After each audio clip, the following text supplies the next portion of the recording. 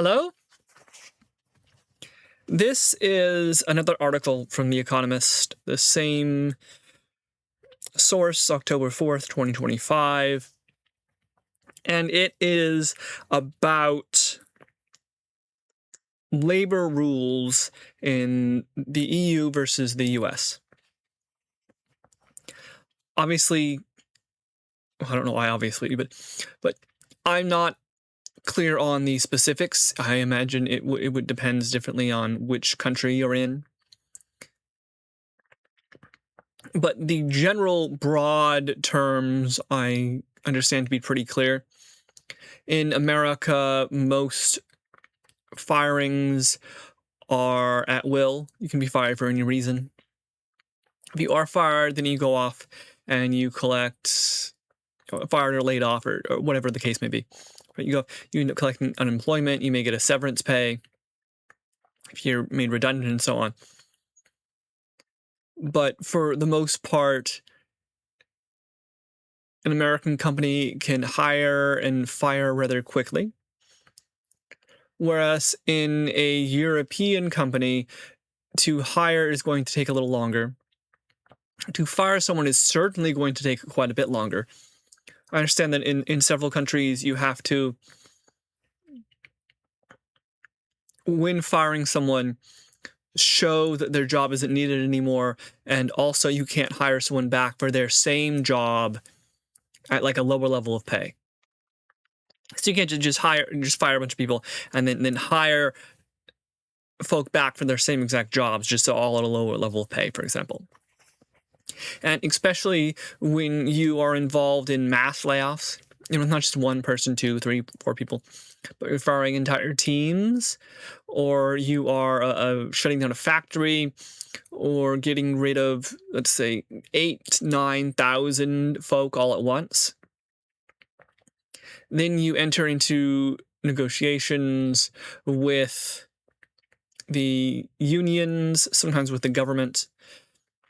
You're going to have to pay monies, keeping people on the payroll, and you may have to let them go in stages. You may have to, follow certain rules, and you may get caught up in court cases over firing at large numbers of people and so on.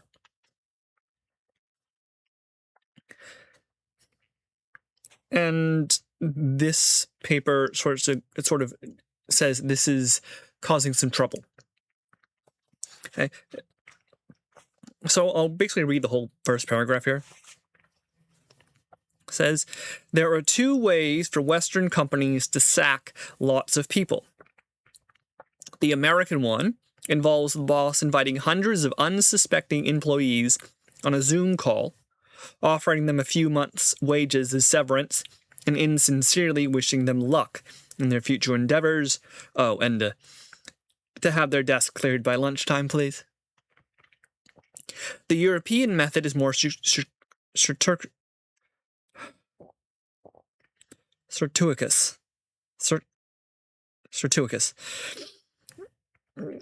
Companies wanting to enact mass layoffs typically start with consultation with unions, representatives of which sit on companies' boards in Germany.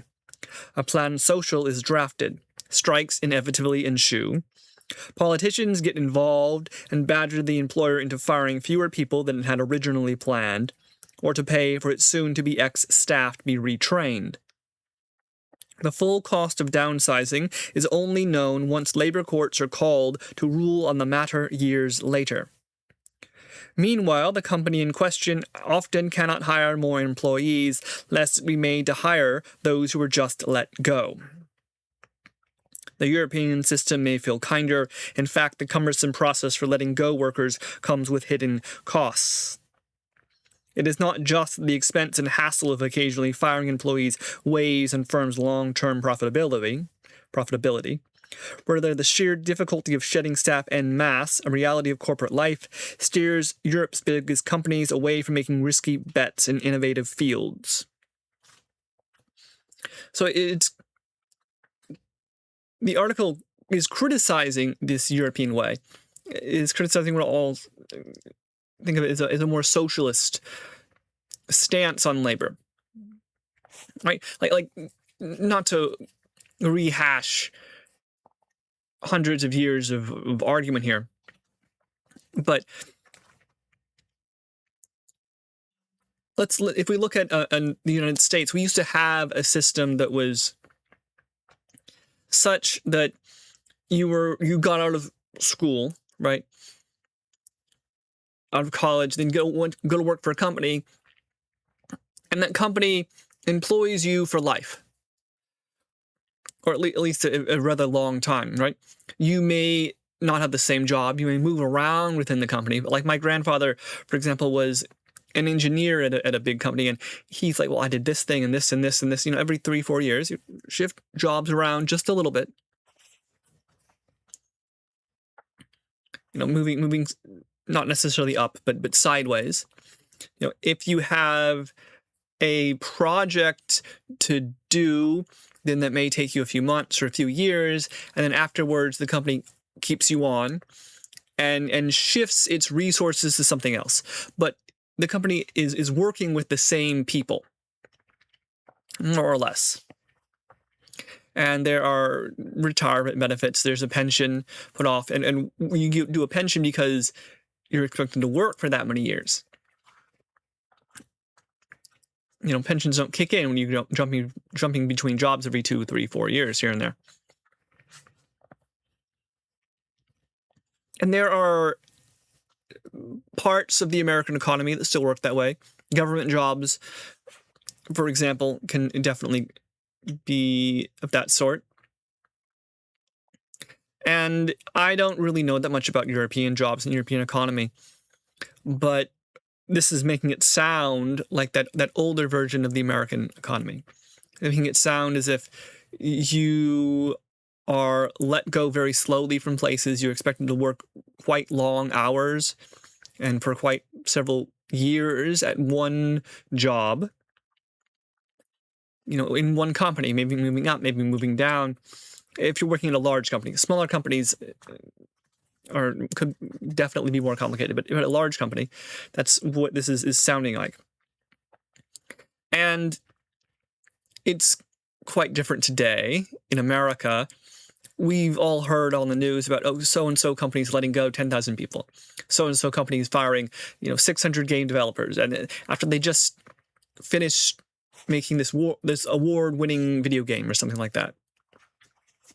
Company makes bet on innovative sector, doesn't work out. They decide to downsize that section of the company. They let go, all the workers. We have jokes almost, caricatures of managers who are hired specifically so they can go around firing people.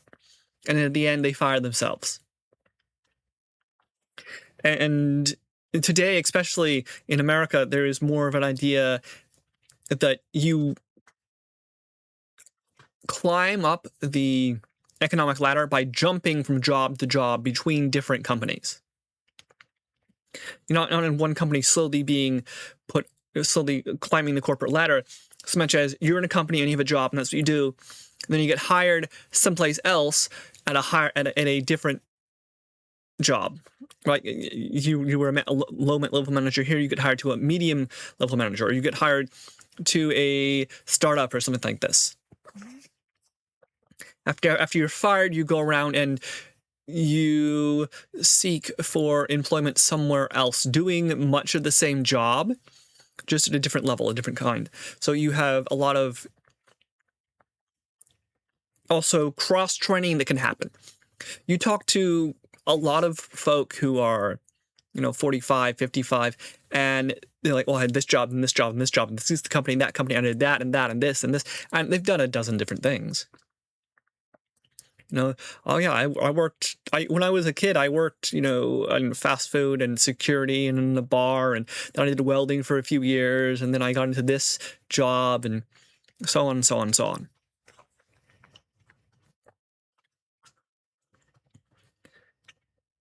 But this isn't really about the differences in the work culture.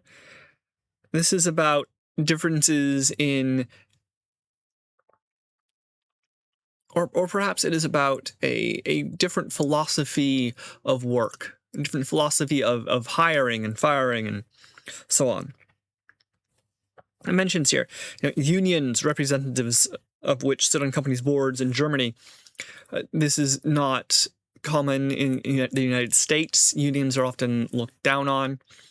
There are lots of people who don't like unions at all because they think it interferes with their own ability to argue a wage and so on.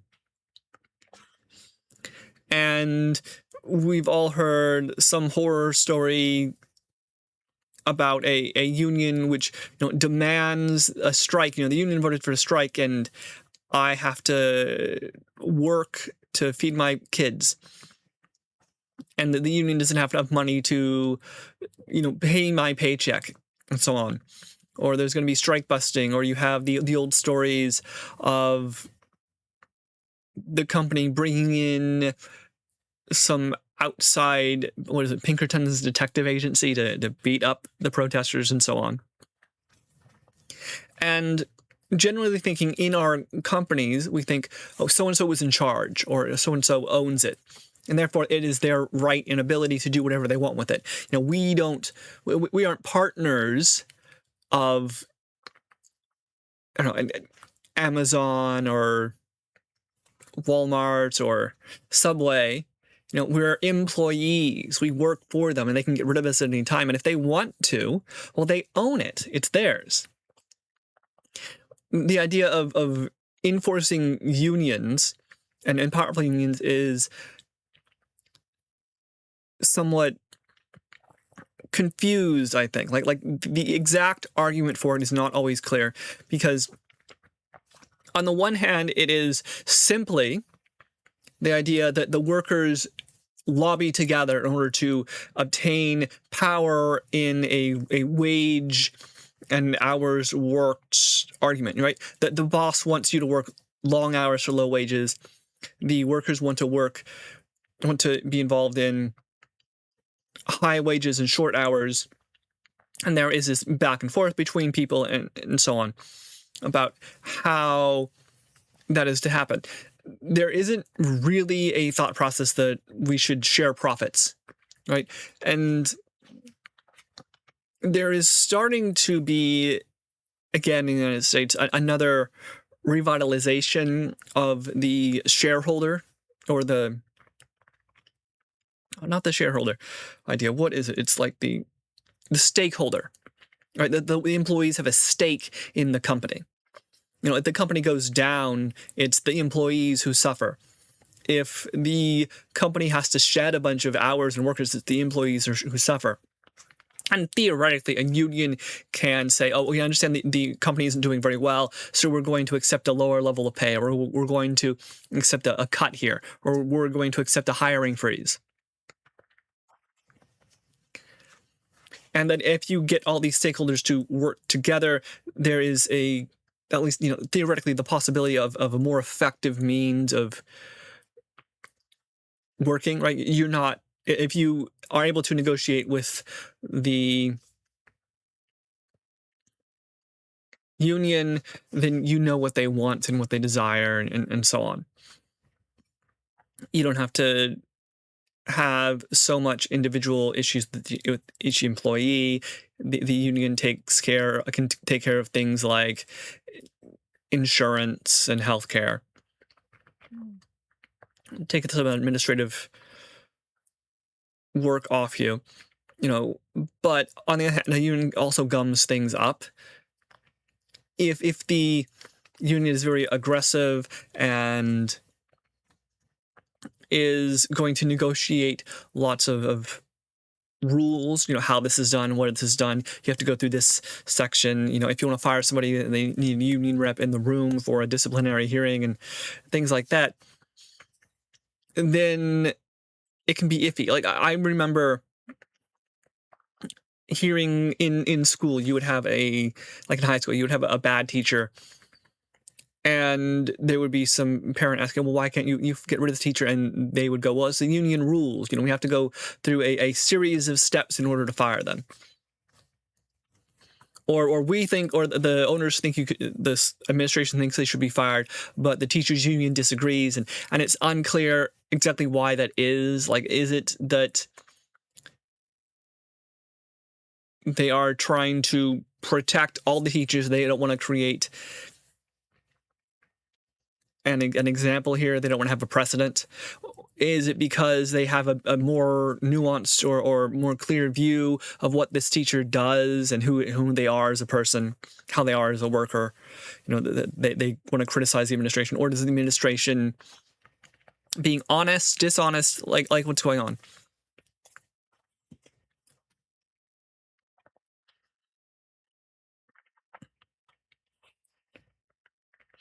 And this bit here is interesting, right? Strikes inevitably ensue. That seems very interesting to me. Strikes inevitably ensue when you're firing thousands of people. That the union is going to raise the stink, and there's going to be a issue talking about this back and forth, and strikes will inevitably ensue. There is this feeling in that sentence that the employer and the employees do not easily come to agreements, that someone chooses the nuclear option of a strike, or the nuclear option of not agreeing to an agreement to pay more or to give more healthcare or whatnot. And that, I would imagine, has to do with the nature of negotiation.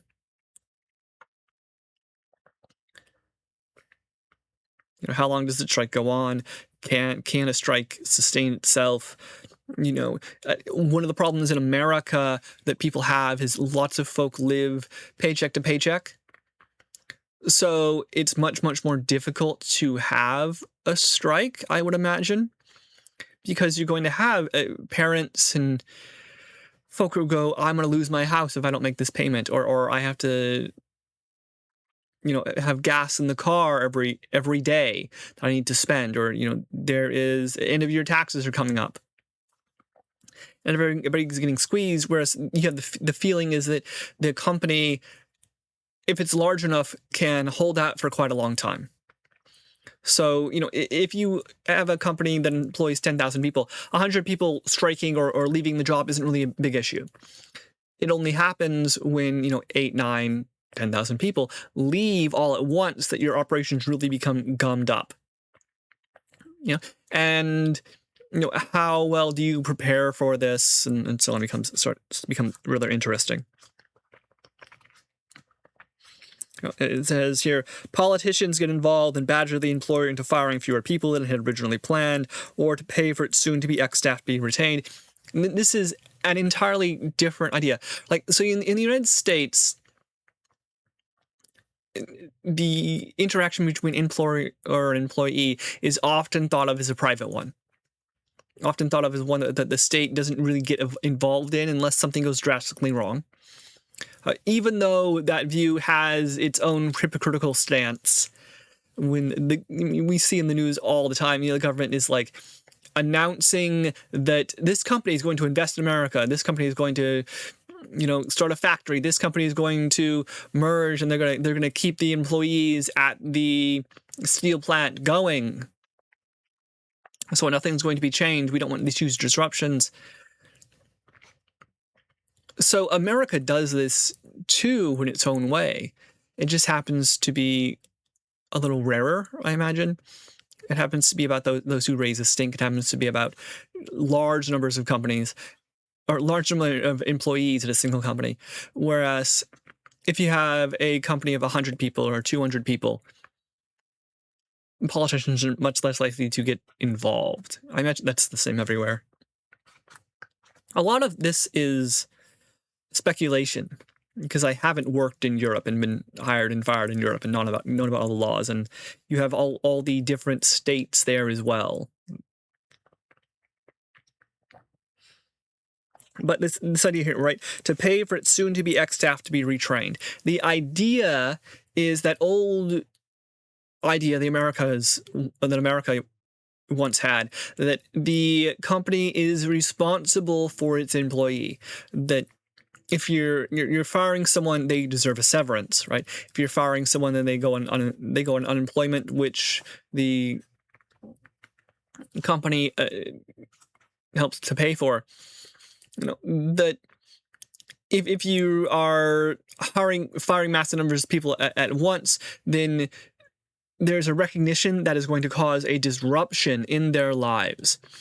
That regular existence as a person in the United States is tied to your economic state. And the idea in the modern US is that you can get hired somewhere else rather quickly, right? That you can move across the state lines, for example. You can move across the country. You can work remotely, perhaps. You have a car so that your employment range is like 100 miles in every direction all around you. So on. That there is this constant churn and movement, so that you may fire someone and they may get some severance, but it's a couple months, and you aren't really responsible for what they do beyond that because it was a private contract between the individual and the employer. It does seem quite interesting to me, however, that we constantly hear of golden parachutes. We hear of high-level managers and CEOs and whatnot who negotiate with the board for the terms of their employment, which seem to be rather rosy from our perspective. They seem to include a lot of stock options. They seem to include massive costs if they're fired early. They seem to include the sort of things that the individual worker would argue for. Me as a fast food chain employee would like retraining, would like a large golden parachute if I'm fired early. I would like there to be a sort of easy period of time where I can leave without problems and go somewhere else if I don't like the job, and that I want a society that protects me from becoming too downtrodden, losing my house, being homeless, and so on. And if you have power, you can negotiate these terms. If you're the CEO, if you are wanted and desired, if you are someone who decides which contracts are signed or not signed, what sort of responsibility do you have? You want to ensure that your high-level managers can't screw you over. So you have them sign NDAs, and if you want something from them, you have to give something to them, and so on. But the regular peons, right? The minimum wage workers who can be trained in a day or a week, even some of the lower end workers. Say you work at a video game company and you do 3D modeling. Well, they hire you and they fire you, and they think they can get someone else. There's a lot of high-skilled labor in the United States, and hey, they can always go overseas and find someone. There's someone on this planet who can do 3D modeling and is looking for a job. So why do they need you as an individual? As you start to move higher and higher and higher, and you become a game manager, you know more about the processes, you know more about the history, you have these close relationships with people, and you get exactly what unions would argue for.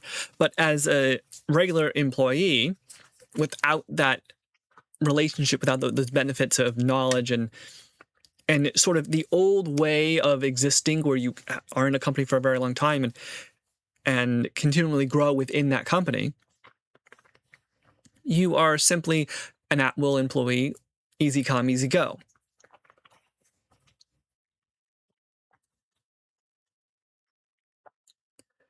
And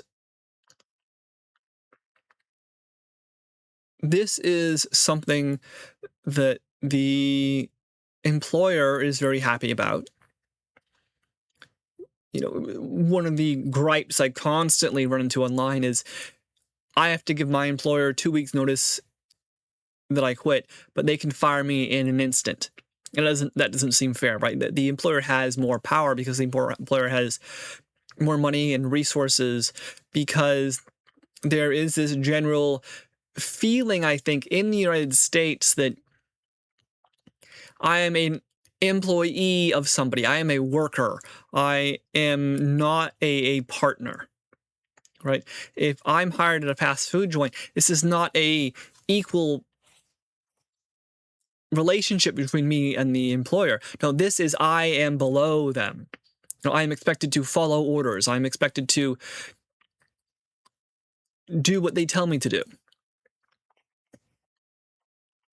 And more than that, I am seen as I would argue, a lower class person who, gripes and complains and whatnot.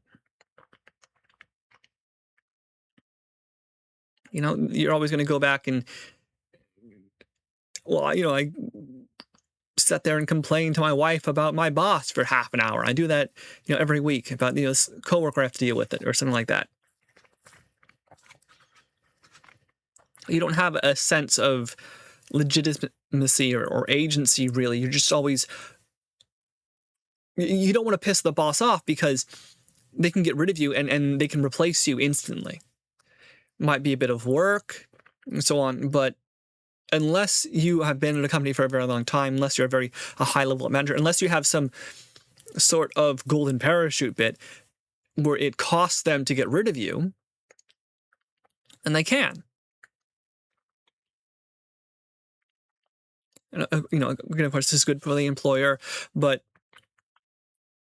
it's also dangerous in a way. Like the assumption is that you can always find someone to fill a job, but maybe you can't.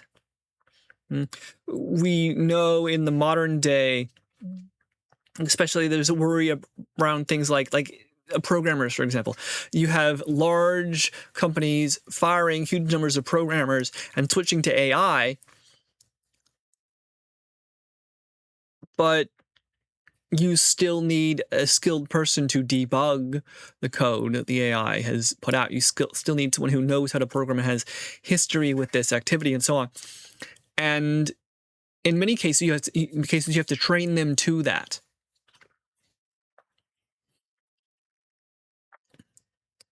What happens to the pipeline of skill when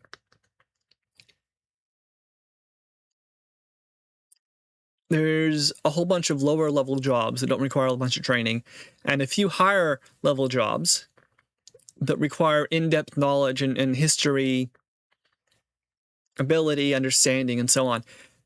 What happens to the middle? It begins to become squeezed, and there goes the middle class, right? There goes the managers and the upper level engineers that you could get rid of, but they're kind of hard to replace, and they don't really have a strict agreement with the company, but they're also rather valuable, and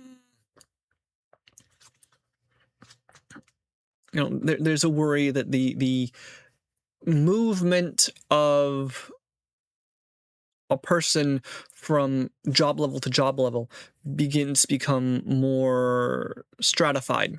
It's harder to move from place to place. It's harder to expand. You start to lean upon AI, for example, is the big hope, I think, that you can move people to different jobs, and because the AI system does much of the finicky work, you don't need to do. You could have an AI make the Excel spreadsheet. There you go. You don't have someone. You don't need. You can train someone to make decisions instead of take actions.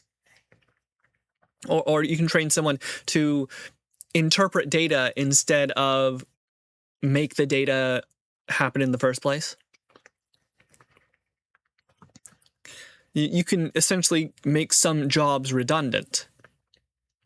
And it's the jobs in the middle, I would argue, that are redundant. Because you have lower level jobs where it's the person being involved, right? You're going to have certain jobs like, I want to say, let's say you look at a fast food joint, right? Eventually what's going to happen, I imagine, because it is happening to a great extent, you're going to have a few registers that are all automatic, like, you push buttons, there's an AI system that can help you and so on.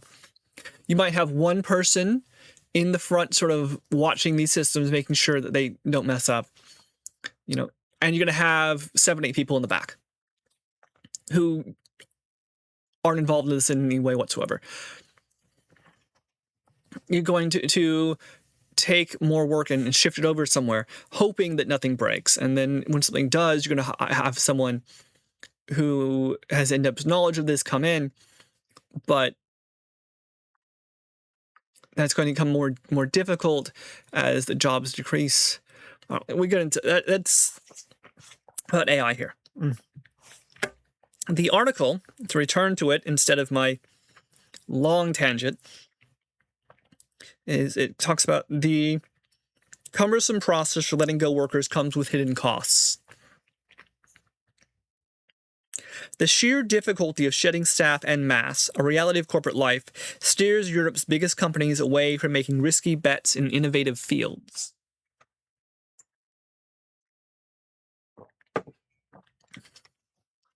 If I'm some company that wants to make a self-driving car, and I have no real experience with self-driving cars, then I can hire a bunch of people, tell them to get to it, and see what they have in a year or two. If they have something workable, good. If they don't, fire them. Right? I can very quickly expand a department. If it turns out this is making a lot of money, well, I'm going to hire more people and move resources over here to expand it very, very quickly. And I'm doing that because I can reduce the resources and expenditures just as quickly. I hire people fast, I can fire people fast. Because if I can hire people fast, but I can't fire them fast, then I may be left with a huge numbers of workers trained in a job that just isn't profitable. So I'm not going to take risks.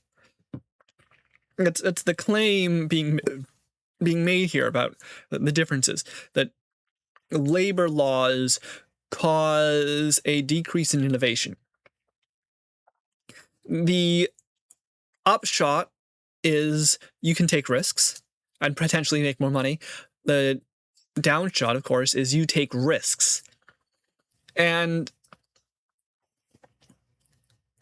the dialogue in the United States, I think, is rather unclear on the risk a company takes by hiring many workers.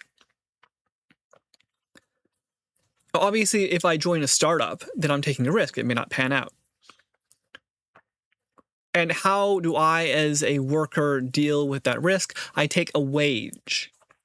I say I'm not going to make the huge bucks, but I'm at least going to have dollars to work here.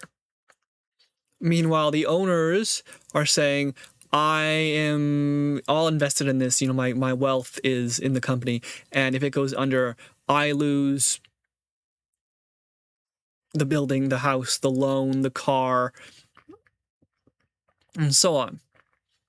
I take the big risks, I have the big loss. But we don't talk about risk very much. We don't talk about Chrysler or GM is taking a big risk by getting into electronic cars. No, we hear that they have chosen to get into this. We hear that they are investigating. We hear that they fired people. And then we hear later that they fired people, and we feel horrible about this. Because all of a sudden, hundreds of folk are out of a job. And the focus is on them. Why is the focus on them? Because we as individuals, as most of the people in America, work for somebody else. So we recognize what it is to lose your job, and now you're in big trouble. But we haven't really transitioned to the European style. In fact, we used to have the American style, which was, more socialist. You stay with your job for a long time. And we transitioned away from it because it turns out that if you take big risks, you can make big money. And if you're really good at deciding, at understanding risk and taking those big risks, then you gain more money and more money and more money. And then all of a sudden you are a big, important company who is helped and protected along by the government, which I think is part of the issue that can arise, right? We've all heard about companies which are too big to fail. And what does that mean? That means that if they crash, on the one hand, that the economy is so invested in them. So many other small companies are parts suppliers, for example, or they have massive loans, or they cover worldwide insurance schemes and so on. That the general stock market and the economy itself is hurt by the dissolution of this company. But also, we hear, well, they shutting down a factory, and all of a sudden, hundreds of people losing their jobs, and all the people who rely on those people, and so on and so on. If a company hires 100 folk in a town, then those 100 folk need to buy houses, need to buy bread, need to have their laundry done, have to send their children to school. They buy ice cream. And so instead of a company just supporting 600 jobs, they're supporting, 3 times that in the community. So it's interesting, right? The idea of the European way of going about it, I feel, is the company is very important and we don't want it to fail. But if it does fail, what do we do? Right? That's a risk that it fails. So what we do is we negotiate a contract with the company so that if it fails and if it begins to have problems and if there's all this risk that falls through, then we, the employee, are taken care of. We get severance pay, we get an unemployment insurance, we are retrained in some way. They can't just hire someone else for a cheaper wage at our job, thereby lowering the general payment scheme across the entire industry, and so on. And this is where the American hypocrisy sort of comes in again. Because on the one hand, the company can hire and fire, the company takes the risk, but a company can also come to the city or the state and say, look, we're in trouble. We don't have enough money. And it turns out that we employ 10,000 people, and now you need to take care of us. The government will sometimes say, okay, yeah, we'll give you money to keep afloat. And occasionally we'll make agreements about how many you can hire and fire and so on. But generally it feels that,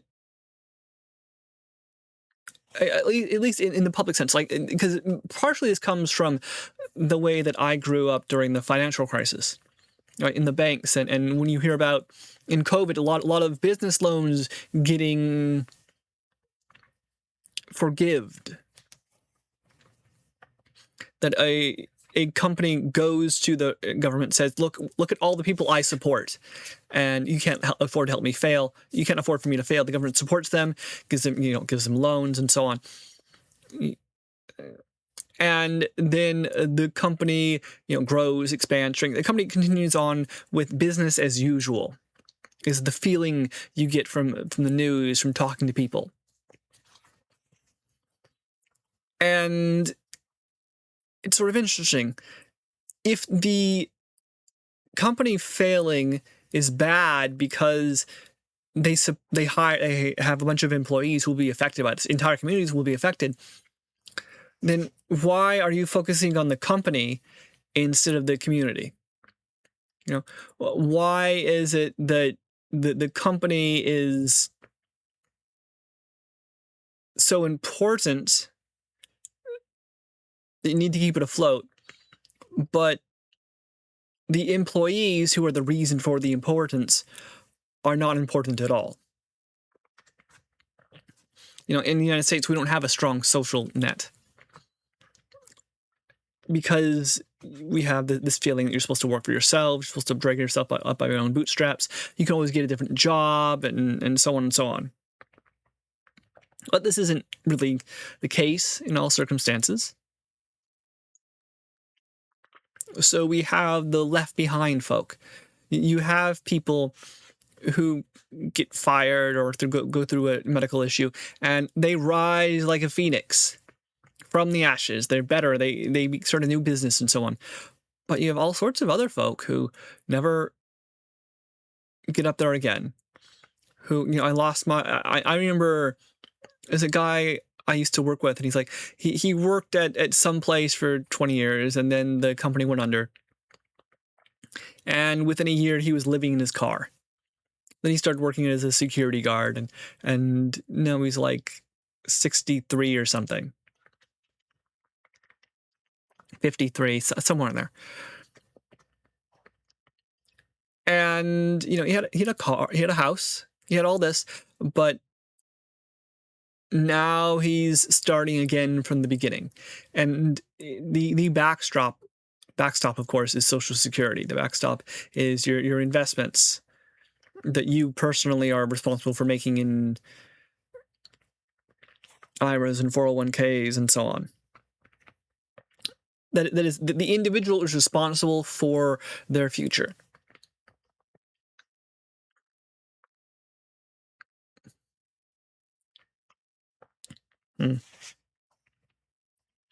Okay, then it costs here. It says, when farming costly as it is in most of Europe, employers are reluctant to invest in risky ventures. An American firm shedding workers will incur costs equivalent to paying those sacked for 7 months and be done with it. In Germany, costs amount to 31 months of wages for each employee let go. In France, 38 months. Beyond severance pay and SOPs to keep unions happy, the biggest expense is firms keeping unproductive workers on their books they would rather be rid of. New investments are delayed for years as dismissed employees are gradually replaced. American firms quickly pivot to new moonshot opportunities.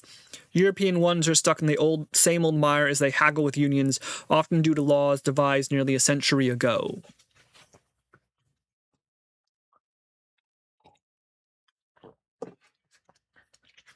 The article is basically saying, right, that the European system is cumbersome. It doesn't move very fast. It doesn't help with innovation. And this is, as I understand it, part of the bargain of a socialist system. The bargain is that the economy will not expand as fast as the American one, but we will also not suffer as badly when there are crashes. We will have more solid employment and a stronger social net with the higher taxes, which I find somewhat interesting because, as a peon, a worker without any money, or at least not much money, living in a garage, that sounds rather nice to me. I would not like to be living on the streets. I would not like to be homeless. I would like that when I'm fired, I am retrained from some other job. I would like that if the company lets me go, but there is an opportunity the company is investing in that I can get on the ground floor of that, for example. If the company's like, well, we're getting rid of 3D modelers, but we're going to need engineers, right? And I can, if I had the opportunity to go like, oh, it'll give me what skills do I have that can transfer what the company is doing new? Can I move sideways instead of being fired completely and being rehired completely somewhere else?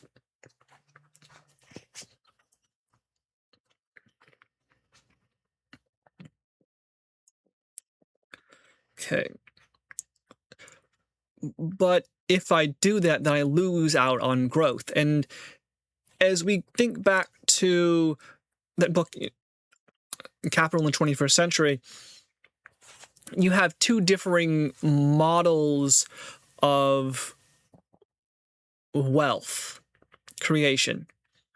One model is the old system, whereby it is mostly capital that grows quickly,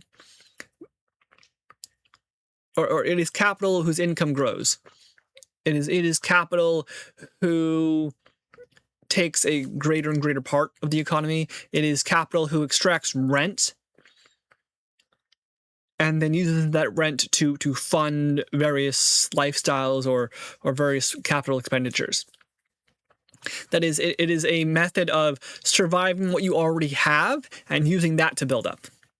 That if I, if my grandparents had a bunch of money, then I'm more likely to have money.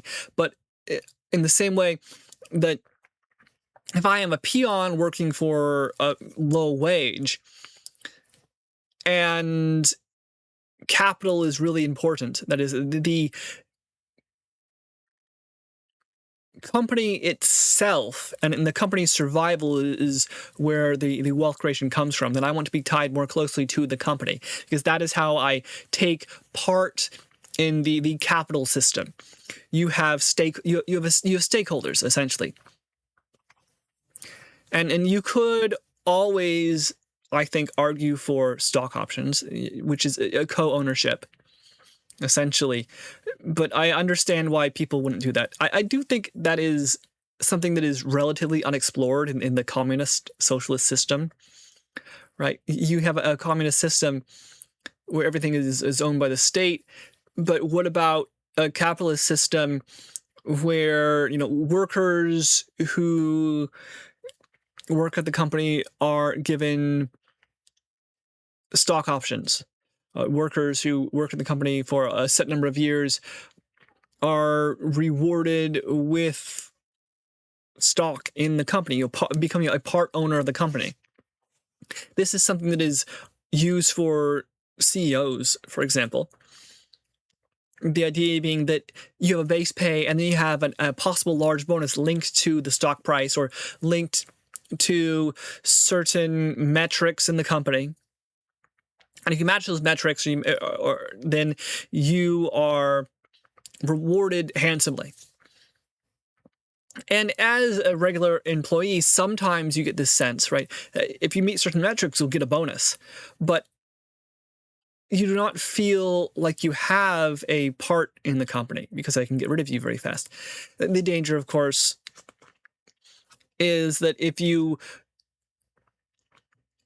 continually dilute the stock of a company, if you go to a sort of corporate structure that is owned by the members of the corporation, then each new person you hire dilutes the ability of the people already there to control and direct the company and to profit from it. Plus, you have many, many owners in that case, and this is a more burdensome company that doesn't grow very fast. And there's a reason that you can have a co-op, but you're not going to have a co-op with 30,000 people in it without some sort of structure for who makes the decisions and how. You're going to vote for the person who is in charge, and they're going to receive some salary because it's a lot of work getting 30,000 people to fit together in a system.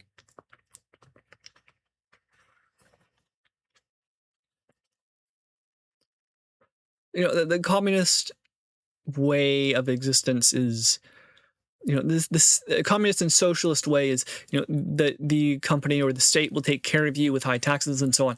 But it's very rare that I see the capitalist version of socialism or communism, right?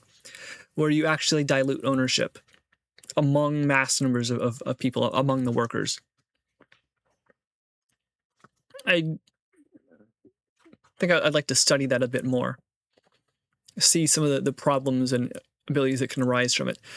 Obviously, the current owners in any of those systems, whether it be a communist with a state or capitalist with an individual, are not amenable to instances like this. Why would you want to dilute my control? Why would I want to dilute my control of my company when I could just hire and fire people with money instead of incentives? And a question really arises: what incentive do you have? Can I do this? Can I match the same incentive of stock ownership with bonuses? That if I am some peon working somewhere, and I've been working for it for 2 years, and there's a bonus coming through, I don't have any real say over this bonus. I don't feel like I can go, well, my bonus wasn't large enough, so I'm leaving. There's a structure and a system decided by somebody else, and it's a top-down benefit. I can say I'm leaving unless I get paid more wages. That's rather common, I think. How often it works is another question.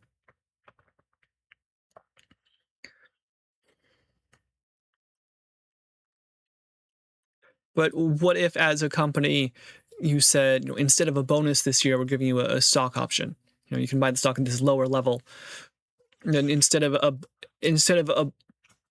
a bonus for meeting a certain metric, if you meet this metric, then we acknowledge that you are invested in this company and its survival, and then we give you the stock. Or could you do something where we give you stock, but when you leave the company, that stock is sold back to the company,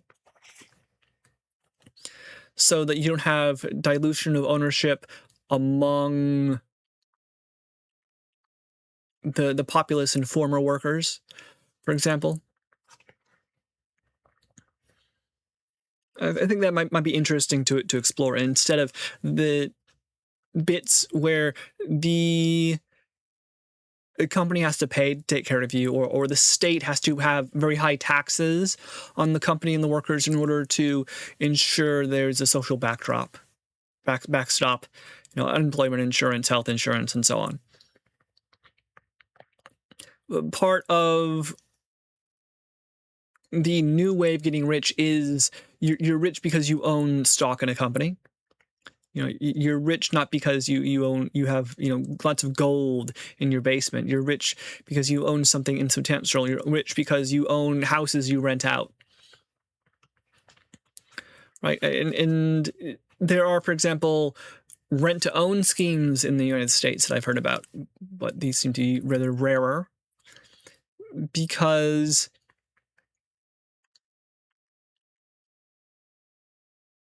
it is much easier to get or it is more effective to have a huge lump sum of money delivered to you, and then you can utilize that how you wish.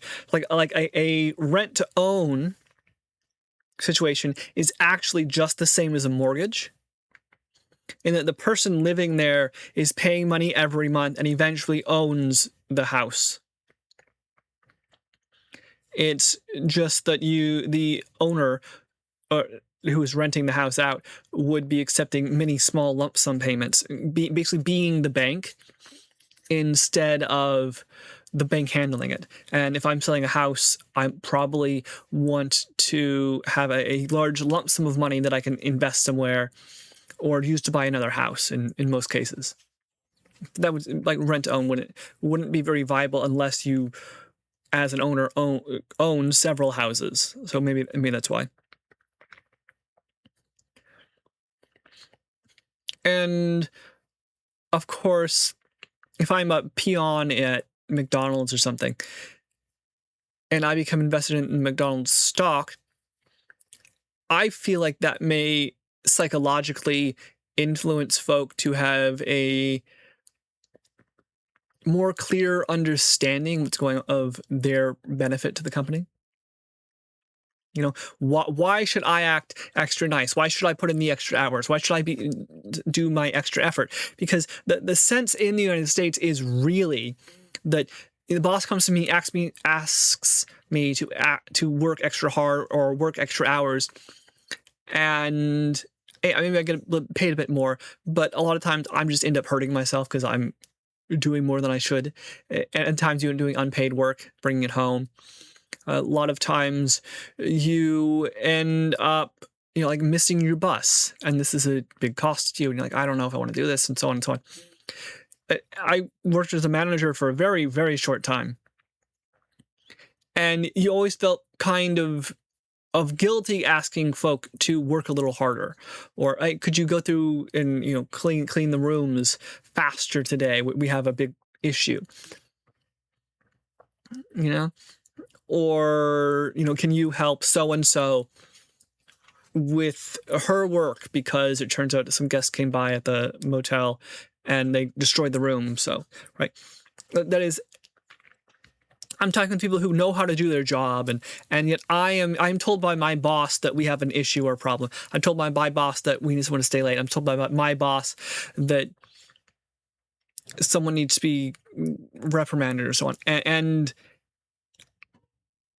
if I see that as a need and I say, oh, well, you're going to work, I need you to work harder, but here's some extra hours. Do you want to make that trade? Then that seems reasonable. Often, however, I don't have that sense. I had the sense that I was asking them to work harder because of my personal relationship with them, with someone working, barely working under me. Because there was a trust, there was an expectation, because I had helped them at various points when they had trouble. So now I'm asking them to help me, and instead of it being a pure monetary relationship, it is a personal relationship.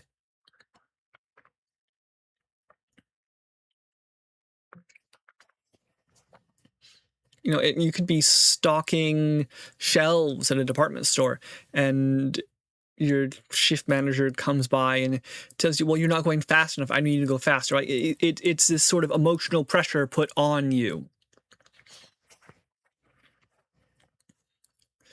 And companies, at least in the United States, are famous for doing things like pizza parties, or for raffling off gift cards, or for certificates of appreciation instead of, actual money. And I think every employee dislikes this. Every single one of us. It's like, I don't want a pizza party. I would rather, an extra $40 in my bank account.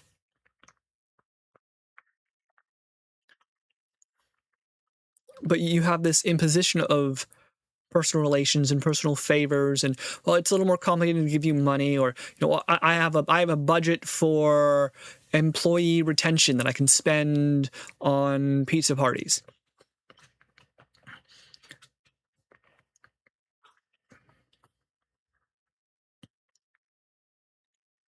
So it's sort of like I suppose I'm sort of asking, what would make me invested in a company? Like, what would make me want to stay at a company? What would make me work hard and care about it? It's the monetary reward, or at the very least, the feeling that I'm doing something. No, this is also taken advantage of. I know if you're a surgeon or a nurse, for example, well then, or a teacher. Oh yes, if you're a teacher, then it's expected that you're going to take some of the work home with you. You're going to use some of your own money to buy classroom supplies. Why are you arguing about pay raises? You're already getting the reward of helping children, of teaching kids, and so on. You get the whole summer off. Why isn't that reward enough? You don't need high pay and so on. There's always an excuse being made for why money shouldn't change hands, because money is power, money is ownership in the societal level. But we can have this sort of emotional blackmail going on all the time.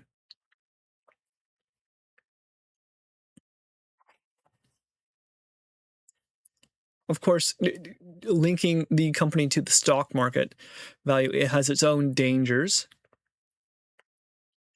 because the stock market can be very volatile, because the stock market price may go up and down in relation not to the value of the company itself, but instead in relation to news of investments. We hired a new CEO, and we fired our CEO. The stock price went down 10%. Okay, do I want to quit then, or do I want to continue working until we hire a new CEO and the stock price goes up? And then what if the stock price goes way up, and a bunch of our employees who have stock quit at that time because now the stock isn't worth very much? Oh, sorry, because the stock is worth a lot.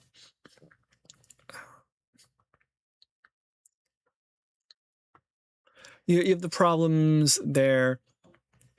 You'd have to, like, if you quit before a certain time, then you have to send the stock back to us. But if you quit after that time, the stock, so you'd have stock rewards after a certain amount of time working in the company, as a way to tie your longer term employees to the company itself. You give them the ability to invest in the company at a lower level or a certain type of preferred stock and so on. You could also do something like profit sharing. I think that may be a better choice than ownership in many cases. The store hit a certain metric, and so we're going to give you a bonus, right? Based on that metric. This is reasonable, but I do wonder how effective it is compared to something like, you get paid 0.025% of what the company makes from this store, makes from this location, right? So that every time you're at the front desk and you're checking somebody in, or every time that you are at a grocery store, ringing people up, or every time you are at a fast food joint, handing out a burger or a salad to someone, you think, okay, this is 5 cents in my pocket, 5 cents in my pocket, 5 cents, 5 cents, 5 cents, 5 cents, right? That is, you link each individual action to a reward by profit sharing directly, as opposed to a metric, because what if you don't hit the metric, right? And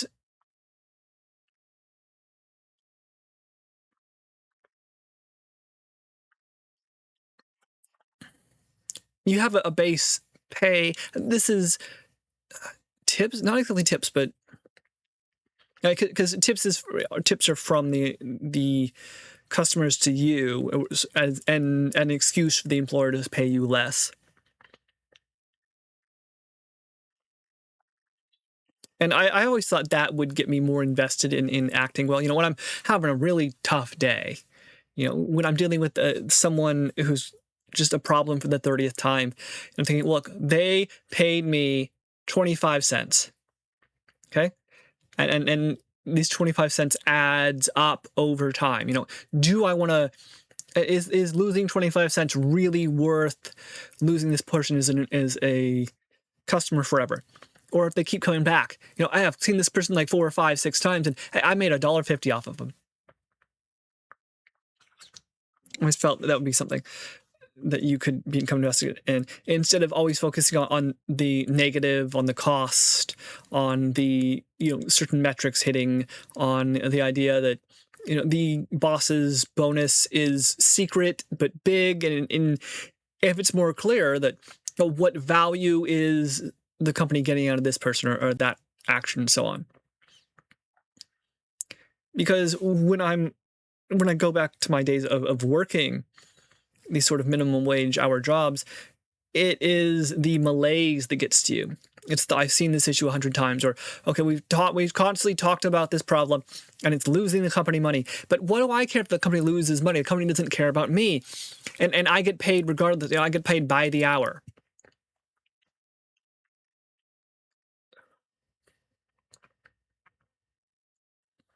Just a cost of thinking here. Okay. In America, the cost of failure is low. Is in America, that is a handsome bet for any firm. As an employee, how would I feel about my company taking a risk? If I'm an hourly employee or a salaried employee and I don't have any direct profit sharing, if I don't have bonuses that are company-wide, then I would feel very worried about my company taking a risk. I would say, why are you making more money and hiring more people when that doesn't benefit me in any way, right? Like that, my sector, my department is still making money in a certain amount, and I'm going to get a cut of that.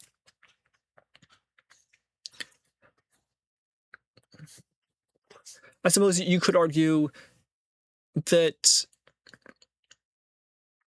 I am in a experimental department, and the only reason my experimental department continues is because the company is receiving steady profits from somewhere else. And if you're in that experimental department going, okay, I need this to be a success so I don't lose my job. I don't really know if you're thinking, I need this to be a success so that I make a bunch of money. I need this to be a success because it is important to me. I need this to be a success because I will benefit from the success. No, it's not going to be, I need this to be a success because otherwise I'm in trouble. We're looking at that negative.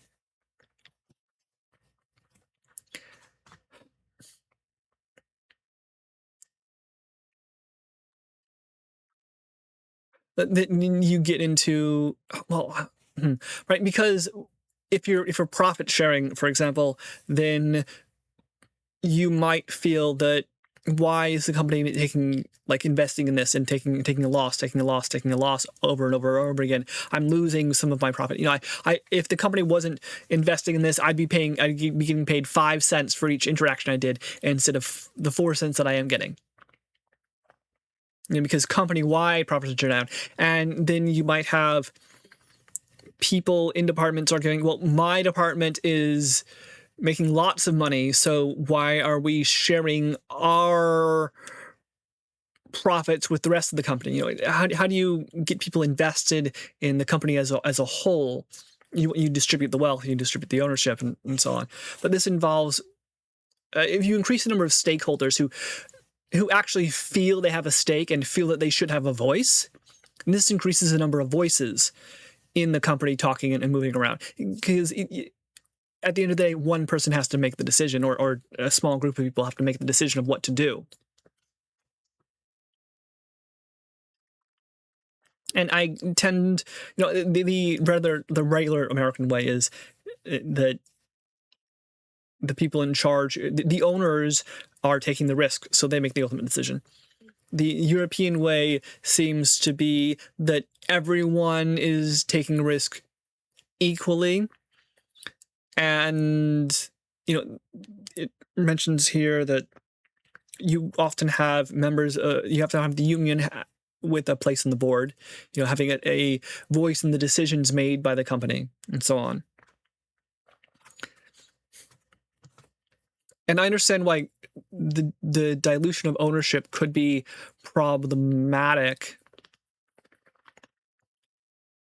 if you have too many employees or you have a high rate of turnover. But something like profit sharing always seemed to me a reasonable reply, a reasonable activity. Of course, if the company loses money, then you're in trouble. I didn't get my bonus this year. If the company doesn't make any profit, then there's no profit sharing going on.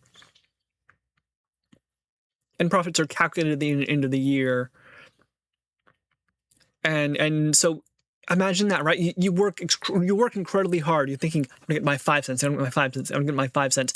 And then some other department of the company loses a ton of money. And it turns out the company actually made no money last year. It lost $400,000. And you're looking, I'm gonna get my bonus. I'm not gonna get my bonus. I'm not gonna get my profit sharing here because there was no profit because the company screwed up somewhere else. You'd be pretty mad at that. So it's a matter of how much distance you want from the risk of loss by taking a wage job, by having some metric that is guaranteed you to pay out. As a owner, how much control do you want over the monies your company takes in, right? As profit is after investment. And you may say, okay, the profits, what we're doing is we're investing all the profits we made back into the company. That might be another problem with profit sharing. Someone does make the decision. You would have a more socialist system if you wanted it to be effective, where you have people voting, and in which case you might as well just move stock out and deal with the dividends on that stock and so on. It gets rather complicated. It's a matter of what system do you want? Do you value risk? Do you value safety? Who takes the burden? Is it the state? Is it the individual? Is it the company? And so on. What this is arguing is that, what this paper or article seems to be arguing, is that Europe's way of doing it is starting to cause problems. The effect can be seen in the continent's corporate landscape.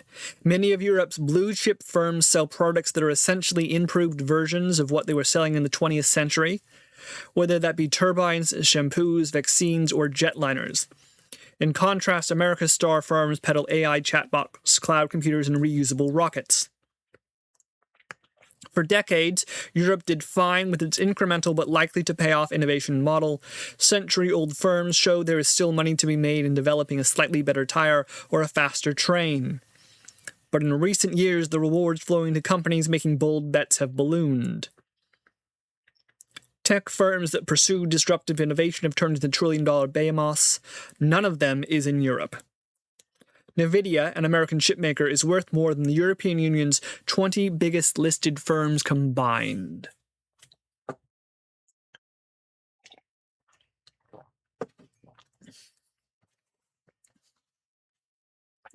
Europe is falling behind and has been falling behind for quite a long time compared to both North America and Asia. Growth is slower. It's more clunky. You have all sorts of problems.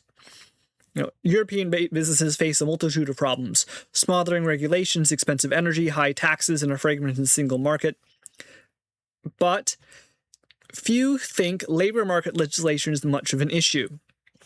And here we get to a commentary on the philosophy here. For why would successful companies, if they could be fostered in Europe, ever need to downsize? And then yet they do. Microsoft, Google, and Meta have all sacked over 10,000 staff in one fell swoop. The boss of Microsoft said firing people, even as his company was thriving, was the enigma of success. Try telling European politicians that when Bosch and Volkswagen, two German industrial titans, recently announced their own layoffs, the timeline stretched to 2030. I mean, what is that like, being told, okay, so we're firing you in 5 years. You have 5 years to get a better job. Who knows what on earth the company's doing in 5 years, If your job will be needed, or if what they have you doing is important, if you can be moved at all.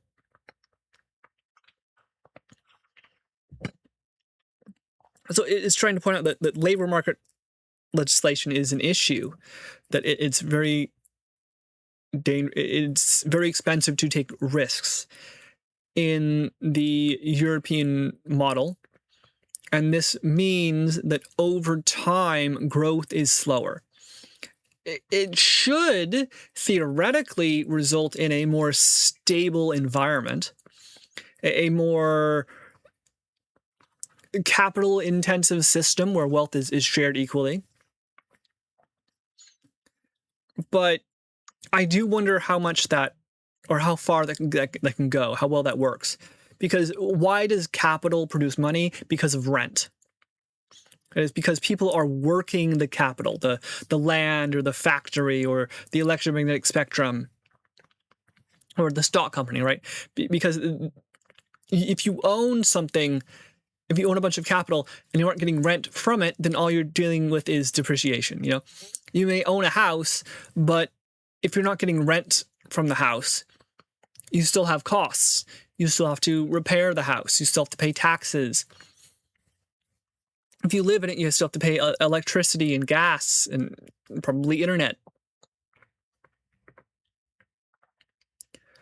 So if you end up at a capital-intensive system where growth is low and growth is expected to be lower, then this means a redistribution of wealth system. And yet capital, by its very nature, tends towards a concentration of wealth. So Europe, just with these labor issues here, just looking at how expensive it is to take risks and the effect on growth that has, is going to deal with this problem of distributing wealth, which in effect means distributing ownership.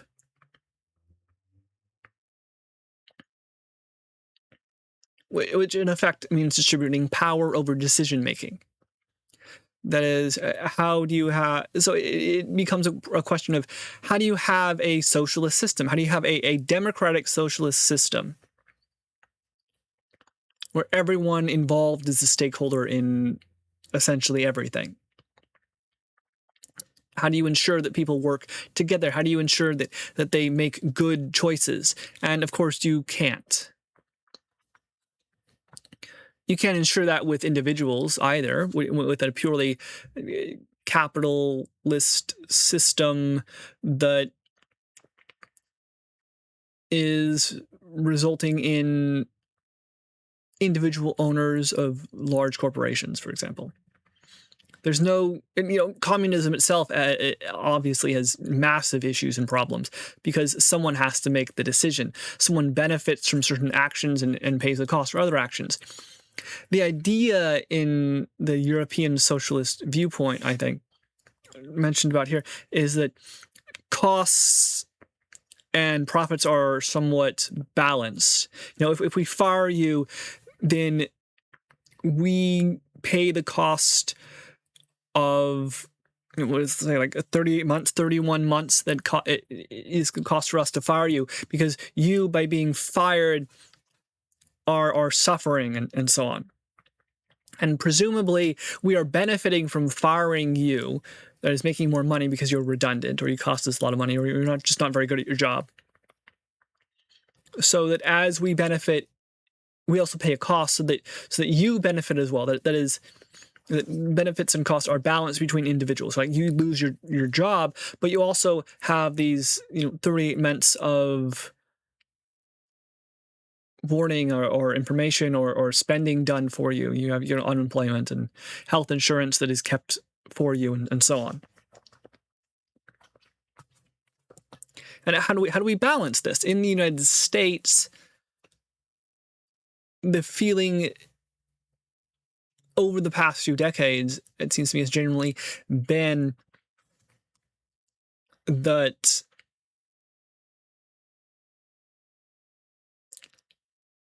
those who bear the risk of loss should bear all the profits, should bear all the benefits of that risk. That is straight up ownership.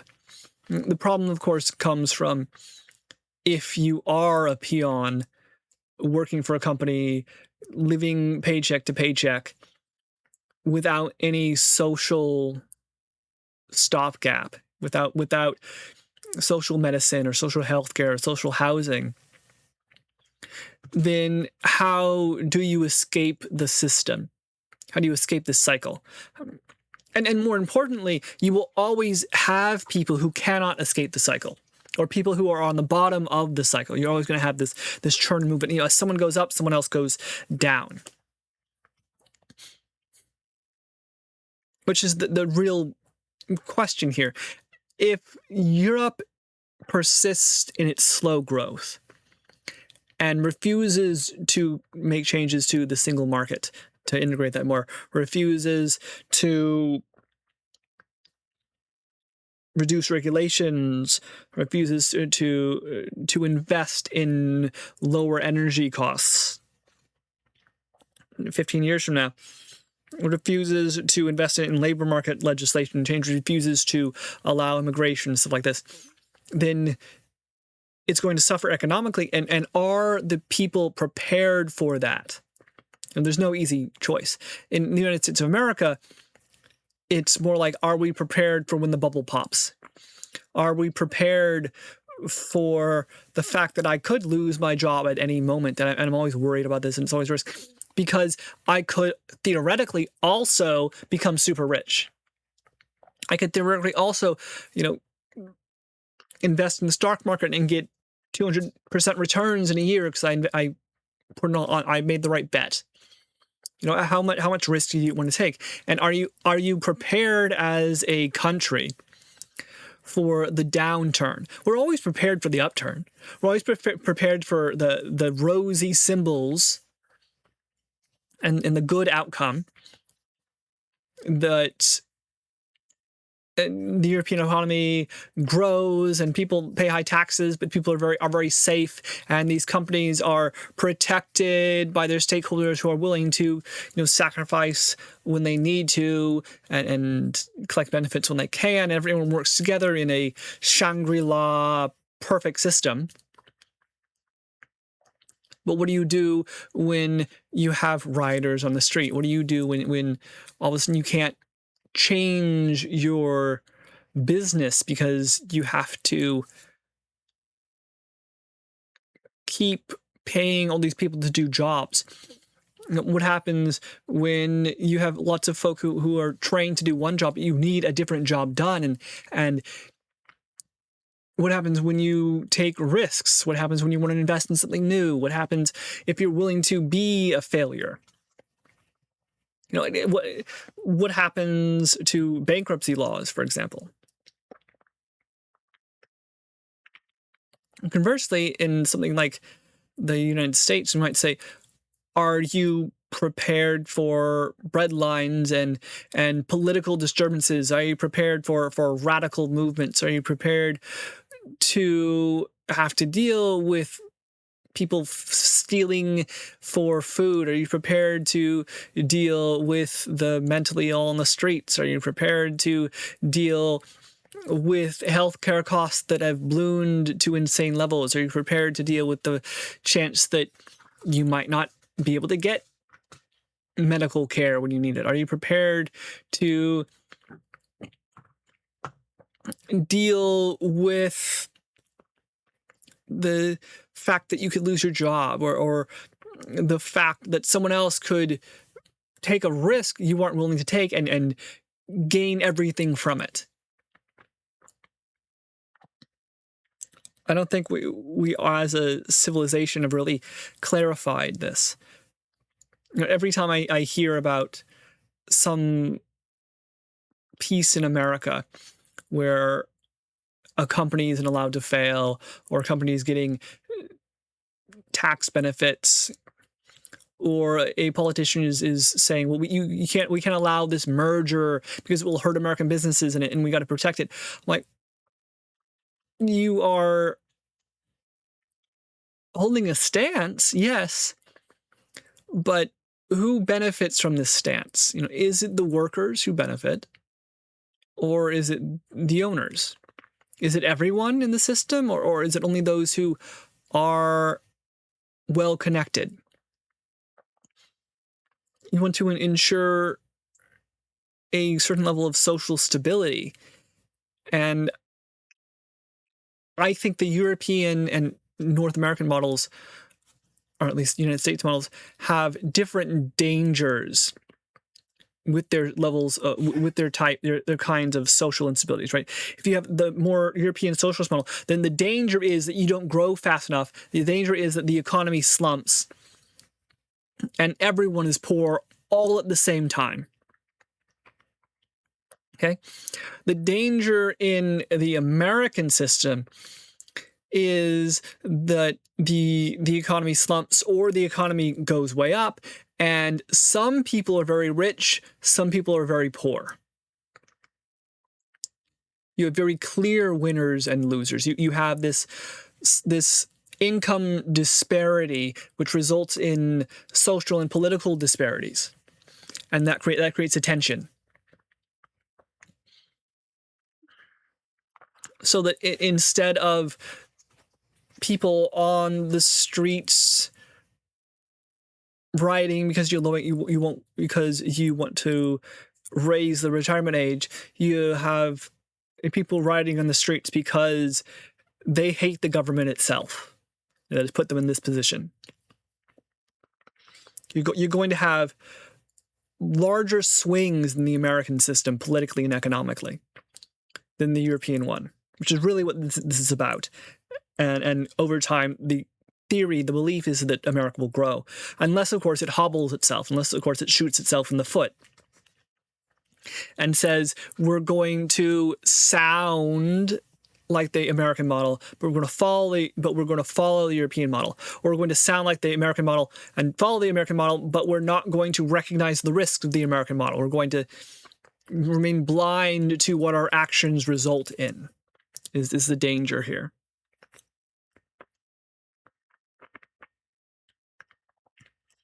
It says at the end here,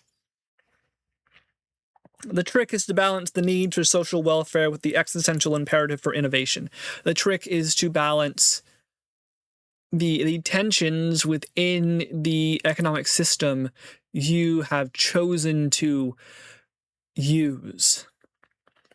Instead of remaining blind to them, instead of kicking the can down the road so that some other generation has to deal with the problem, instead of blaming immigrants or blaming the China, or blaming the Republicans, you really have to, I would say, ask what systems are we using and what are the problems those systems cause, because they get bigger and bigger over time. How do we consistently innovate without destroying the system so entirely that we have to build up from bare ground all the time? How, if you are fixing the foundation of a skyscraper, how do you do that? If you're fixing a skyscraper in any way, how do you do that? Right? You have to understand the loads at each individual level. You have to sometimes spend extra money making sure that the massive disruptive swings caused by the American system are moderated to some extent. You have to, for example, you say, a company that has absurd profits, the government is going to look at that and go, okay, well, why are you making these absurd profits? What did you do? Did you take a great risk? And did anyone suffer because of that risk? Is everyone doing better, or did you take a bunch of money and run? Of course, this is prime in my mind because of the financial crisis we grew up in. Did you have banks? Like this is the question, right? You had banks in 2008 and 2009 who the government bailed out, and one story is they bailed them out by taking equity positions. They bailed them out by giving them large loans. They bailed them out by taking control or putting limits on what these companies can do until the company's loans were paid back. And so the government, with many of the large banks that it bailed out, those weren't gifts, those were loans that were then paid back. And so the government actually made money on the deal. But the other story you hear is government gives a bunch of money to a company gives out bonuses to its high-level staff and sheds a bunch of lower-level staff. And meanwhile, all sorts of folk lose their houses. Right? That it was done, the bailout was done to keep the American economy afloat so that there wasn't too much disruption. But the real sense you get as someone who grew up during that time is that someone benefited from that action, and it wasn't the regular person.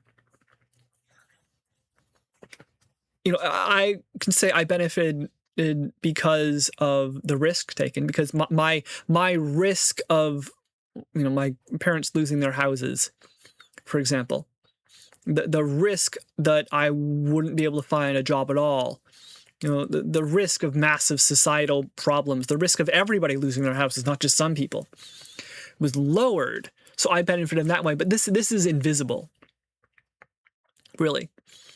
This is something I don't know, because it's a counterfactual. If the government hadn't bailed out these banks, what would have happened? How do I know what is clear to me? So when you have this government intervention, I think it's important to not what's the word here? I think it's important to comment and say that the system itself screwed up. The system itself has a problem, and that we will not. How do you say it? We will not reward the people who use that system within that system, right? We will not simply exasperate the faults of that system. Instead, we need to change the system itself. We need to shift the system. We need at the very least to make it clear that those who made the mistake, who took the risk, actually suffer as a cost. You know, that these bank owners and these CEOs and these high-level managers and these stockbrokers, instead of getting bonuses, you know, they lose money because of this. You know, they took the risk, and instead of if you bailing out the businesses, or here, if you are protecting a company, then make it clear why you are protecting them, and make it clear that the benefits are going to the people who you are protecting. Because we have this American system that is more volatile, and part of the problem that we can face is that you try to balance the system by doubling down on the system itself, which results in the flaws of the system just coming back again and again and again.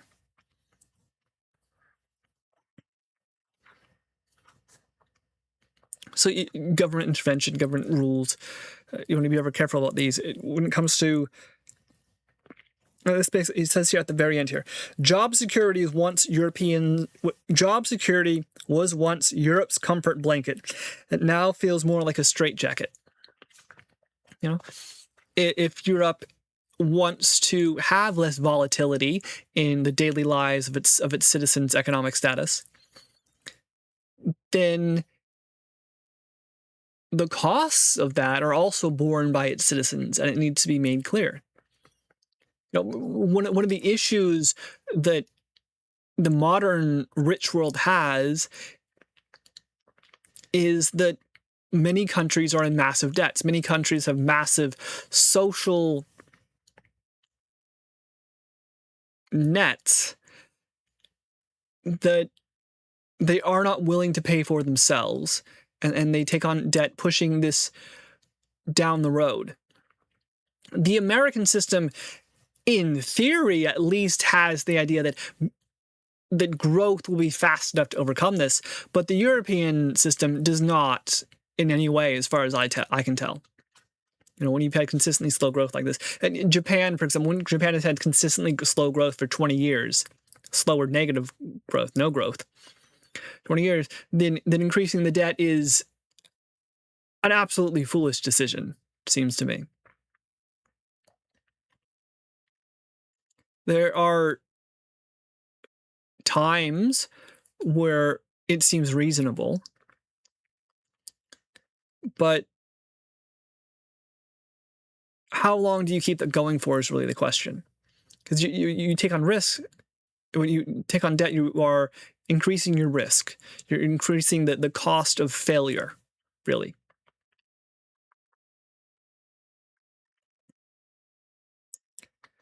And so we constantly hear about riots or protests in European cities where the government wants to raise the retirement age, or the government wants to cut social benefits, and the people don't like this. In the United States, we constantly hear about demonstrations around political issues. The No Kings protest, for example, or corruption, or racism. And I find that difference sort of interesting. We don't tend to have large economic demonstrations in the United States anymore because growth has increased so much, because we've taken the risk as a nation and benefited from it. You know, Europe also has its troubles and problems of political natures. and its demonstrations on national or racial or immigration grounds, but that loss is interesting to me. At some point, the feeling is in the United States that we need to reform Social Security and Medicare and Medicaid, that we can't keep spending all this money going ever deeper and deeper into debt, that eventually the system is going to collapse in some way.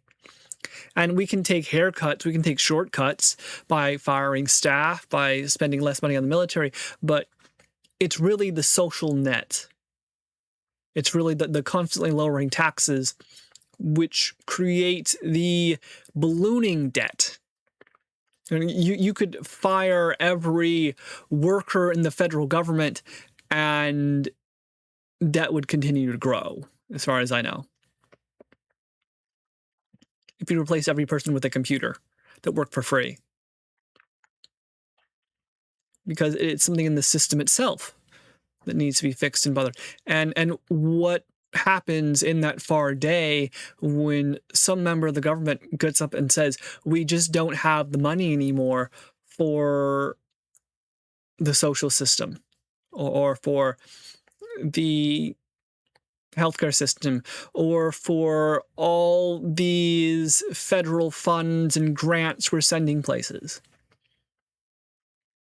What sort of events will we face then, and who's going to pay the cost of that? Who's going to end up coming rosy out of the depression? Rosy out of massive social issues and economic issues, and who's just going to be regular normal, and who's going to suffer? Because that's really what this whole article is sort of getting at in the back of the day is we live in a society, in a civilization, which is filled with innovation and has been for centuries now. There's always a new way to do things. There's always somewhere we can be. We can move faster. We can have more complex chips. We can use energy more efficiently or in different ways. We can always do something else.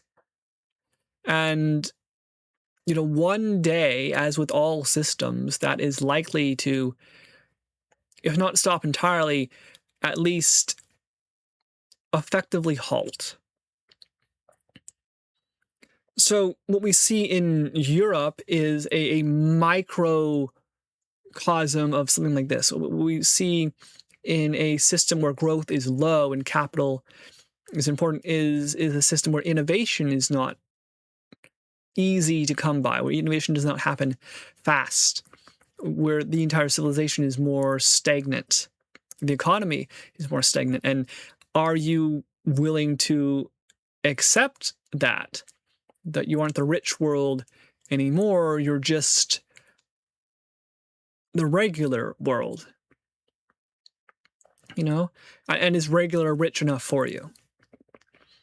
As for the United States, we're chasing innovation, and the answer to the problems in the United States have generally been innovation, right? Do you have economic issues? Do you have pressures? Do you have land issues? Do you have population pressures? Do you have political pressures? Then you answer that by going out west or rebelling against the British, or by instituting these giant social programs, or by lots of R&D, or by this newfangled thing called the railroad and light bulb.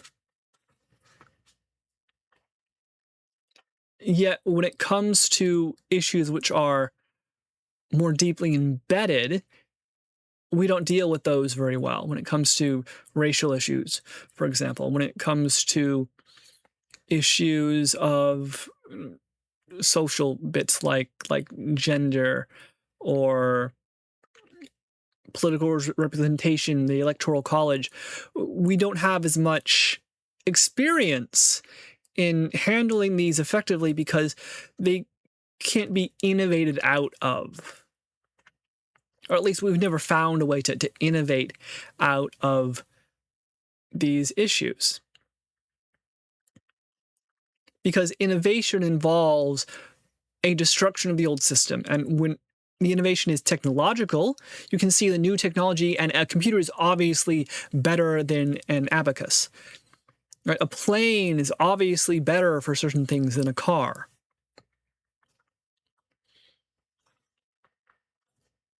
A washing machine is obviously better than washing by hand, and so on. Then we can recognize this change and go for it. When you have economic values, and then you have a capitalist system where money flows more or less freely, then you can recognize, oh, that company is doing really well. That person is really rich. Let me copy what they're doing. Let me innovate myself by copying those around me. And if I want to become different, I want to become successful, then I have to be innovative and do something. But when it comes to social issues, when it comes to like voting rights, when it comes to representation, then it's not always clear that the system is better. And we, as people in the United States, I think, have problems with that when we live for 100 years and we think that the systems of 100 years ago were better because we were younger and more ignorant of our surroundings. How do you innovate huge social systems without massive social disruption? How do you innovate bit by bit, piece by piece? A social or a labor system, or an ownership scheme, or a payment system, or health care insurance, and so on, without just breaking it entirely.